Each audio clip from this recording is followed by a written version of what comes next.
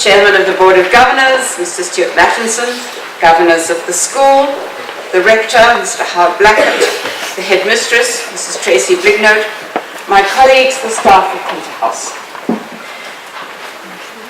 Invited guests, parents and girls of Peterhouse. I feel very honoured to stand before you today in my final term at PHG to address you all. You might think that this should be pretty easy for me, but it's not. Especially when I put the wrong paper down. It's not. I have years of explaining, exhorting, correcting and encouraging behind me, but it still is not. This is not room 6. And although you are a captive audience, just like my classes, this is not a lesson. Or perhaps it is. The last of Mrs. Davies' life lessons. But what I'd like to say to all of you, but particularly to the sixth form, is embrace change. Now I understand this is a bit ironic, coming from someone who's had the same profession all her working life and has spent 28 years teaching here in this school. But I have to admit that I'm not great at dealing with radical changes myself. But I am a product of a different world. When I left school, it was expected that I and my classmates would know exactly how we were going to earn our livings, and we headed out into the world to do just that. An apprenticeship, a diploma, a degree, and there we were, hairdressers, bank clerks, or teachers for life. Few girls aspired to anything more, especially in Africa, where social expectations then did not run to female pilots, electricians, or structural engineers. But you inhabit a completely different world, where no career is closed to women. Most of you know, or think you know, what you want to do when you leave school. But many will find yourselves trying several completely different, serious occupations before you finally find the right one. And that's not to mention the part-time jobs you will do to earn extra pocket money while you are training. Each of my children have had at least 3 different jobs before they reached their 40s, and I have lost track of the odd jobs they've done. Scout troop leader, barman, estate agency squack, to name but a few. Yet they all had the same education as you. 2 of them are Petrians, and they all thought they knew what they wanted to be. The would-be psychologist is now a computer programmer. The commercial artist is an animated film producer, and the teacher is a financial investment advisor. So what caused the changes? In each case, I think, the wide range of activities, both educational and extramural, offered at independent schools like ours, is what had a great deal to do with creating the atmosphere and opportunity to change. There was a feeling of self-worth and the solid grounding of expertise in many different areas of experience. You share this opportunity. And now I'm talking to the younger pupils. Okay, pin your ears back, those of you at the back. You must take advantage of what is offered to you here, in the classroom, on the sports fields, as well as the cultural fields. You never know what may be important in the future. My husband clinched his first position because the interviewer saw him convert a try in his last inter-schools rugby match. And no, it wasn't a job as a rugby coach. The cultural activities you attend now hopefully for purely enjoyable reasons, will in the future be just as potentially useful to you. You will have learned to empathize through play acting, and you will be confident public speakers, able to deal with challenge and confrontation. You can motivate others, work as a team, and see the advantages of win-win situations. You will fit into unfamiliar situations, confident that you can join in discussions and not feel out of place. You will be socially acceptable, and this too gives further opportunities for advancement. It is important to be adaptable to change. At Peterhouse, we offer what is generally called an all-round education. So you have a solid foundation of experience in several fields that you can turn to advantage.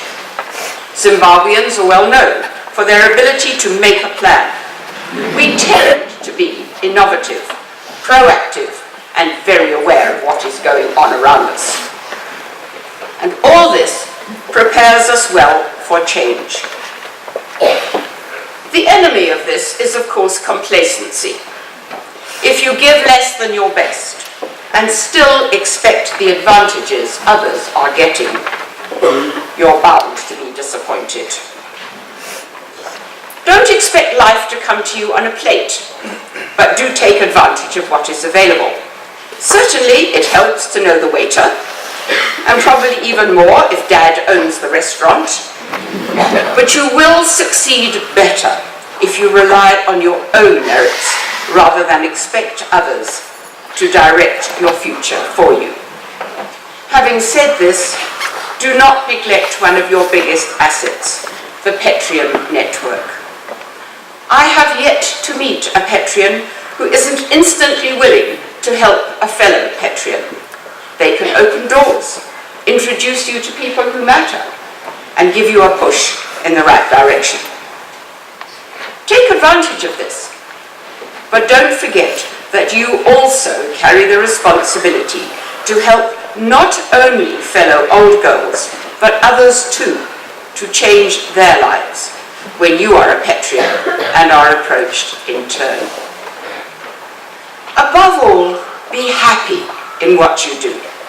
A job is a chore if you don't enjoy it, and you will never be as fully committed or as satisfied as you could be. Don't let others direct your course for you, and I'm talking to parents now. I appreciate we all want a good life and financial security for our children, but it's unfair to make a child fulfill the dreams that were right for us, but not achieved. I have seen so many miserable children struggling with maths and sciences because Dad wants them to be a doctor. They know they can't do it, and they don't want to either. And the result? Well, personally, I'd rather not be treated by a half-hearted doctor who would rather have been an artist. You young people must choose an occupation that you want to do. And if it turns out to be not what you expected, you must have the courage to change soon.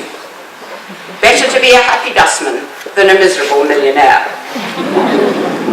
The quality of job satisfaction is the key to health, wealth, and enjoyable social connections.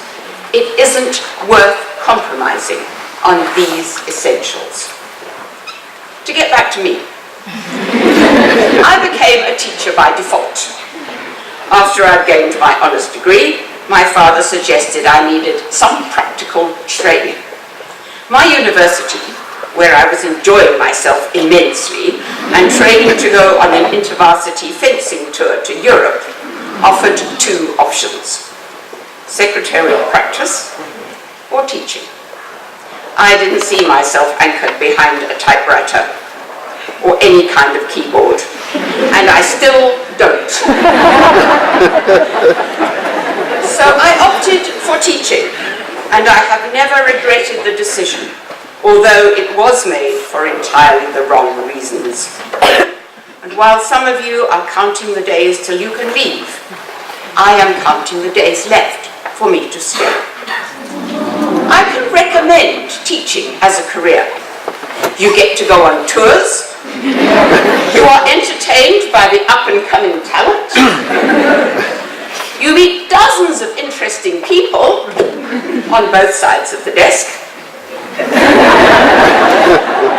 And you have the satisfaction of knowing that you are still part of the future as your pupils head out to the wide world, even after you have retired. I don't think any other occupation could offer as varied an experience as a teacher get. I have commiserated with girls dumped by their partners at school dances and swabbed out an ankle-deep flooded dining room. I have made play costumes and fixed ball gowns.